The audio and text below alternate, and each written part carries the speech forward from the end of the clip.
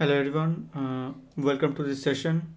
And in this session, we'll discuss the previous year questions from December 2019 paper, and we will discuss the Part B section of this paper. And this is the paper which was there in the Assam and Meghalaya, the second round of the examination in 2019 December.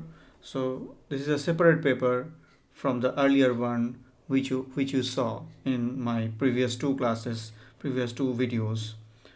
Okay, so if you are new to the channel, as usual, I would request you to subscribe the channel and uh, as well as like the video and share the video with your friends, and also you turn on the notification bell so that you will get notified whenever I upload any video.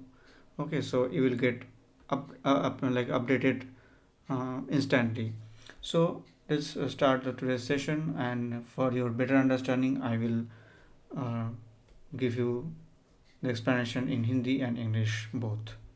So the first question says, which one of the following proteins catalyzes branch migration activity in holiday junction formation? So holiday junction के case में जो branch migration है वो कौन सा protein करता है, कौन से प्रोटीन की मदद से वो ब्रांच माइग्रेशन होते हैं?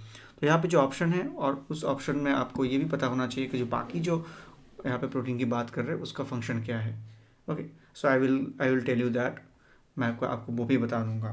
The first one SP1, sorry SP11. So SP11 जो है इसका फंक्शन है डबल स्ट्रैंड डीएनए ब्रेक में. तो ये डबल स्ट्रैंड डीएनए ब्रेक करवाता है ड्यूरिंग नॉर्मल रिकॉम्बिनेशन प्रोसीड्योर. जो मियोसिस में नॉर्मल जो रिकॉम्बिनेशन होते हैं वो मियोटिक रिकॉम्बिनेशन में, मियोटिक रिकॉम्बिनेशन प्रोसेस में क्या करता है, ये मेक्स डबल स्ट्रैंड ब्रेक करते हैं. DSB मतलब डबल स्ट्रैंड ब्रेक. तो SP1 ये करता है. तो ये इसके साथ हॉलिडे जंक्शन कैटालिसिस के कोई फंक्शन नहीं, मतलब कोई रिलेशन नहीं है इसके साथ. तो ब्रांच माइग्रेशन को कैटालाइज ये नहीं करता है. Next RUV-B. तो इसका फंक्शन है ब्रांच माइग्रेशन करवाना हॉलिडे जंक्शन में. ठीक है. Now ZIP1. तो ZIP1 का फंक्शन है branch migration. Branch migration catalysis ये नहीं करता है ये, बट ये जो एक प्रोसीड्यूर है मैं आपको बताऊंगा कि जब मियोटिक डिवीजन होता है, ठीक है, तो जो क्रोमोसोम जब एक दूसरे के साथ अटैच रहते हैं इस तरह से, मान लीजिए ये एक पेयर का क्रोमोसोम है, ठीक है, ये एक पेयर क्रोमोसोम है. तो यहाँ पे जो दो सिस्टर क्रोमैटिड आपको दिख रहे हैं, ठीक है, तो ये जो सिस्टर क्रोमैटिड है, ठीक है, तो ये सिस्टर क्रोमैटिड एक दूसरे के साथ ऐसे अटैच्ड है. किसके साथ? सेंट्रोमियर के साथ. ओके, तो जब मियोसिस डिवीजन होता है, जब मियोसिस डिवीजन में इन क्रोमोसोम्स को अलग होना पड़ेगा. ठीक है, क्रोमोसोम्स को अलग होना पड़ेगा. और अलग कब होते हैं?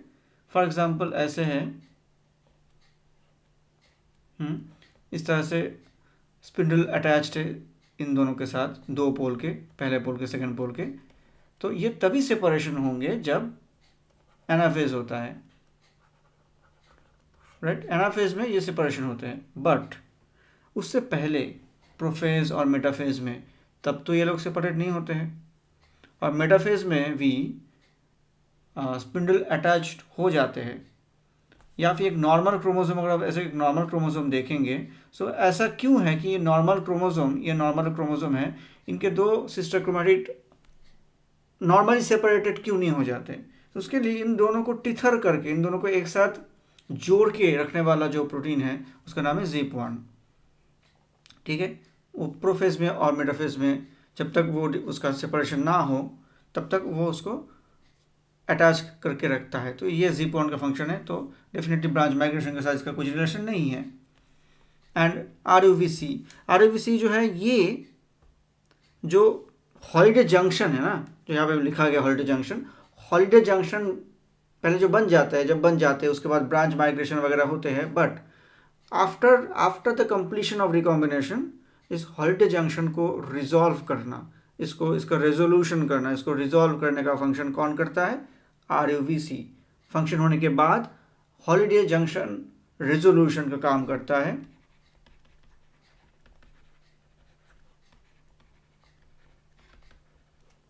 रेजोल्यूशन का काम करता है RUVC। तो इसका भी रोल इसमें नहीं है, तो the correct answer is RUVB, second option. Next statement, sorry next question, इसमें बताया गया है प्रेजेंस ऑफ सिग्मा फैक्टर, जो कि एक नॉर्मल जनरल सिग्मा फैक्टर है, सिग्मा 70। आपको पता है, आई होप आपको पता है, मेरे क्लास से ही पता होगा, ठीक है, मैंने क्लास लिया था कि sigma 70 this is a general sigma factor. इसके अलावा और भी सिग्मा फैक्टर्स होते हैं। तो presence of sigma factor 70, sigma 70 in E coli facilitates, वो क्या करता है, इस सिग्मा फैक्टर का काम क्या है? तो इसका ये बहुत ही सिंपल और बेसिक क्वेश्चन है, ठीक है। तो देखते हैं कुछ ऑप्शंस को क्या क्या है। Okay, sequence specific localization of RNA polymerase on the promoter regions of the genes. मैंने आपसे एक चीज़ मैंने एक चीज़ आपको बताया था, आपको सजेस्ट किया था देखने के लिए RNA ट्रांसक्रिप्शन, जो ट्रांसक्रिप्शन मेरे जो यहाँ पे ट्रांसक्रिप्शन के वीडियोस हैं, उसको मैं देखने के लिए आपको सजेस्ट किया था। आई डोंट नो आपने देखा है नहीं देखा। उसमें मैंने बताया था वहाँ पे उस क्लासेस में कि जो RNA पॉलीमरेज है, जो कि इसका दो पार्ट है, कोर RNA पॉलीमरेज, उसके साथ साथ सिग्मा फैक्टर जो कि सिग्मा 70 है। तो जब तक पहले कोर RNA पॉलीमरेज बाइंड करता है, ठीक है, इसमें बहुत लोगों को कन्फ्यूजन है, मैंने बोला था पहले ही।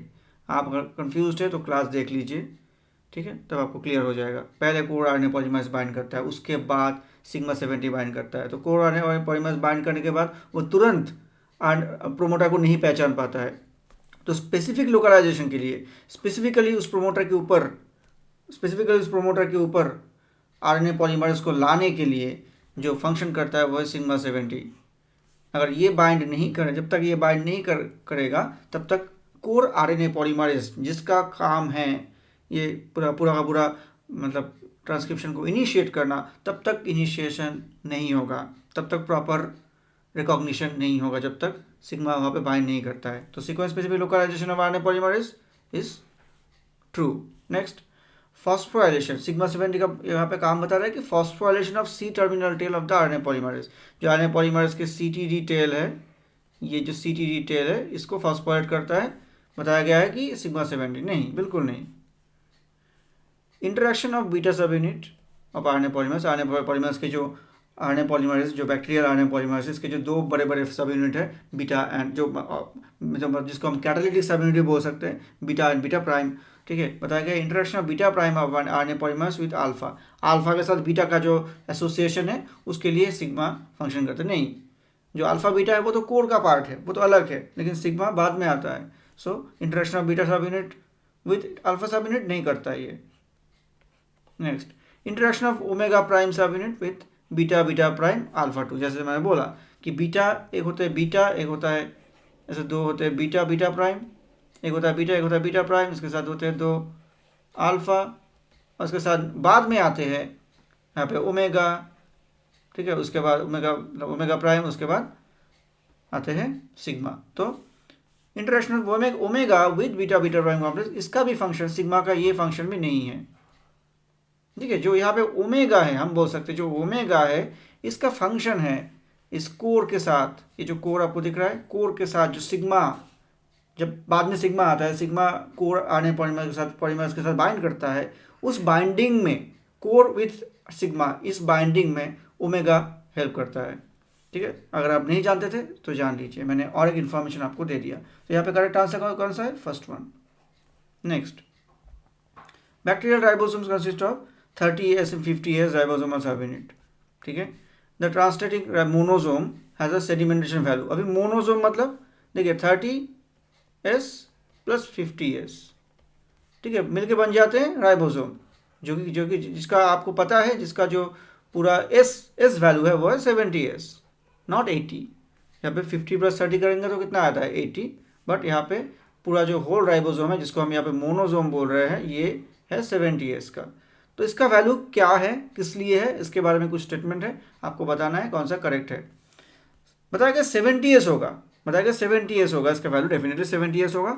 आगे कारण लिखा गया है, because a fixed set of ribosomal proteins totalling value of 10s, क्योंकि एक्स्ट्रा यहाँ पे इसको मिला के 80 हो रहे हैं लेकिन आ रहा है 70, तो 10s का डेफिसिट है यहाँ पे।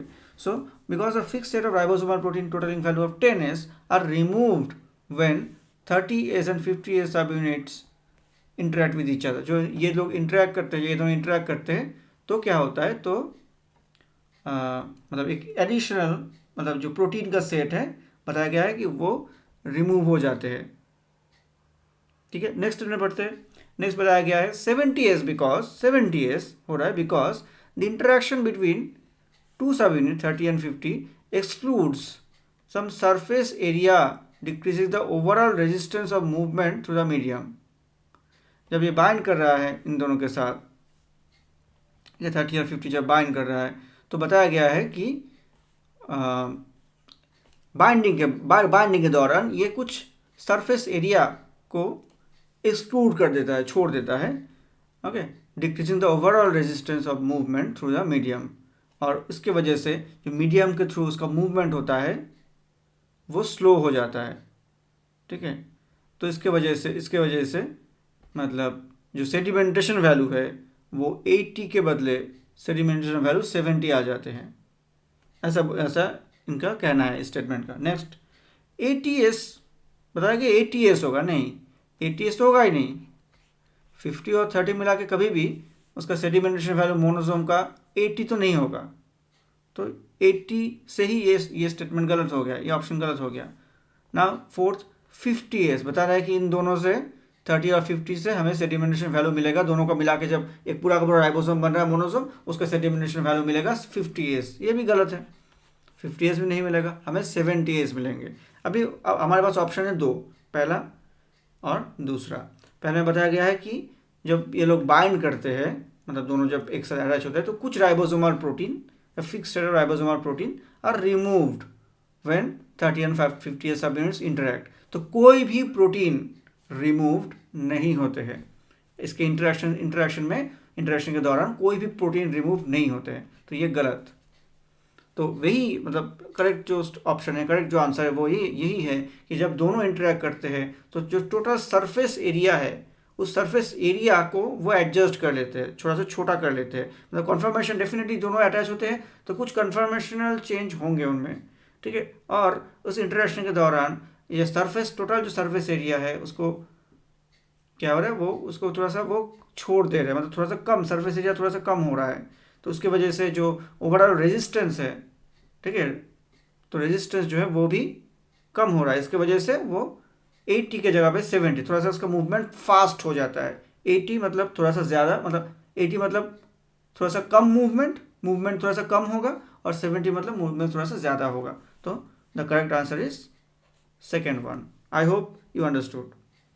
नेक्स्ट ये क्वेश्चन इसमें बताया गया है, which one of the following, this is very important question I am telling you. And जो mRNA ट्रांसपोर्ट यानी कि mRNA ट्रांसपोर्ट जो है ये बहुत ही इंपॉर्टेंट टॉपिक है, मैं आप बोल सकता हूँ इस बार के CSIR में बहुत ही इंपॉर्टेंट टॉपिक है। सो मुझे the following statements about mRNA export बता रहा है। एक्सपोर्ट मतलब ये न्यूक्लियस अगर है, न्यूक्लियस से बाहर जाएगा साइटोप्लाज्म में। तो इसमें क्या होते हैं, mRNA एक्सपोर्ट के दौरान बताया गया कौन सा स्टेटमेंट, इसको ध्यान से पढ़िएगा, इनकरेक्ट है। करेक्ट नहीं पूछा गया है, इनकरेक्ट पूछा गया है। तो आपको करेक्ट मतलब बिना इसको देखे आप अगर पूरा पहले स्टेटमेंट पढ़ने लगे तो आप गलत पढ़ सकते हैं। तो इनकरेक्ट पूछा गया है, तो देखते हैं करेक्ट कौन से है, तो ऑटोमेटिकली इनकरेक्ट हमें पता चल जाएगा। First one, cellular pre mRNA with introns, मतलब जो प्री mRNA है जिसके पास ऑलरेडी इंट्रॉन है, स्प्लाइसिंग प्रोसेसिंग नहीं हुआ है, they are generally not exported out of the nucleus. अगर इंट्रॉन्स है, प्रोसेसिंग नहीं हुआ है, खास करके स्प्लाइसिंग नहीं हुआ है, तब क्या होगा, तब वो प्री mRNA न्यूक्लियस के अंदर ही रहेगा, वो बाहर साइटोप्लाज्म में एक्सपोर्ट नहीं होगा। This is correct statement. हमें बताना है incorrect. Next, DBP5 is an RNA helicase that releases mRNA from the transport complex. तो ये अगर न्यूक्लियर मेम्ब्रेन है,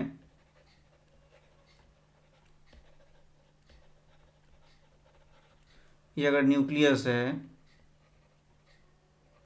ये अगर साइटोप्लाज्म है, इस तरह का साइटोप्लाज्म है, तो जब कोई भी mRNA एक्सपोर्ट होता है, mRNA एक्सपोर्ट होते हैं यहाँ से यहाँ, तो एक्सपोर्ट के बाद मतलब न्यूक्लियस से साइटोप्लाज्म की तरफ इस mRNA के आने के बाद, ये mRNA है, ये न्यूक्लियस से साइटोप्लाज्म की तरफ आ गया, लेकिन मैंने ये भी बताया था ये mRNA फॉर्म में नहीं आता है।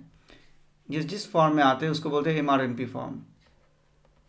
तो mRNP फॉर्म में जब ये साइटोप्लाज्म में आ जाते हैं, उस दौरान मतलब जो ट्रांसपोर्ट मशीनरी इस mRNP को लेके आता है, उस ट्रांसपोर्ट मशीनरी से mRNA को लेकर मतलब सिर्फ mRNA को बाहर निकाल के उसको साइटोप्लाज्म में फ्री कर देता है, साइटोप्लाज्म में फ्री उसको उस mRNA को फ्री कर देते हैं उस ट्रांसपोर्ट मशीनरी से। DBP5 is an RNA helicase, यही करता है वो काम जो कि mRNA को ट्रांसपोर्ट कॉम्प्लेक्स यानी कि ट्रांसपोर्ट मशीनरी से बाहर लेके मतलब फ्री कर देता है साइटोप्लाज्मिक साइट के साइड में, इस साइड में जहाँ पे वो ट्रांसपोर्ट होके आ गया है। So this is also correct. Next statement, ATP hydrolysis is required for the mRNA transport across the nuclear pore complex। जो nuclear pore complex, obviously nuclear pore complex के थ्रू जाता है ये तो सिर्फ मेम्ब्रेन को भेदता हुआ, मेम्ब्रेन को तोड़ता हुआ नहीं जाएगा, वो न्यूक्लियर पोर कॉम्प्लेक्स के थ्रू जाएगा। तो उसमें उसके दौरान ATP हाइड्रोलिसिस होता है, ATP हाइड्रोलिसिस की ज़रूरत है। सो ये भी करेक्ट है।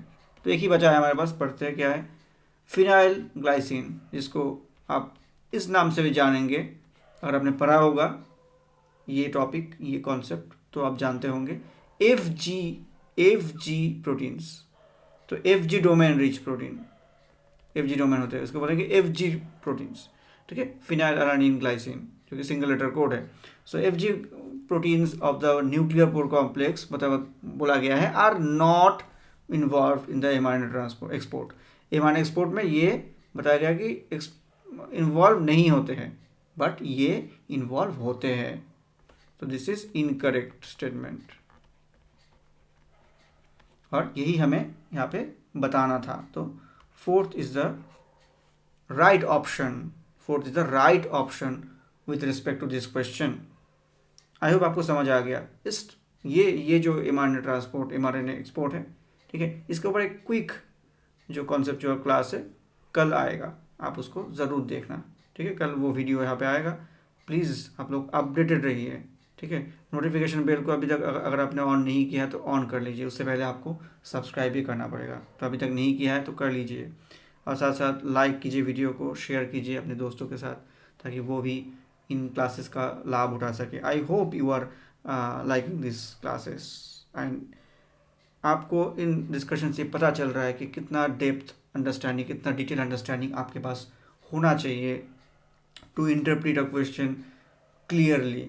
तो इसका जो पार्ट C वाला डिस्कशन है ये आ रहा है कल ही, ठीक है। So stay updated for that, और प्लीज़ वीडियो को आप लोग पूरा देखिए, और जो डिस्कशन है इसको अच्छे तरीके से सुनिए, तभी आपको फ़ायदा होगा, स्किप करने से आपको फ़ायदा नहीं होगा। So thank you so much, thank you for joining everybody. मिलते हैं हम फिर नेक्स्ट वीडियो में। Bye, take care.